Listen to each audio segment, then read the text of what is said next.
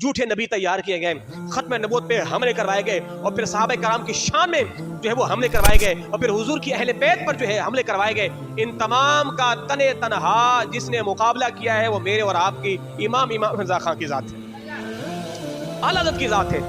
آپ نے فتنہ قادیانیت کا مقابلہ کیا، فتنہ نیچریت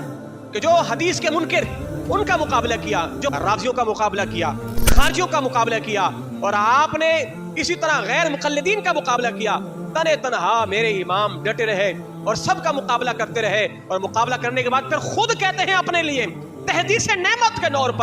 پر کہ امام احمد رضا نے سب کو جو ہے وہ شکست فاش کر دیا ہے، اور پھر خود اپنے اوپر تحدیث نعمت کے طور پر کہتے ہیں کہ یہ رضا کے نیزے کی مار ہے، کہ عدو کے سینے میں غار ہے، کسے چارہ جوئی کا وار ہے، کہ یہ وار وار سے پار ہے۔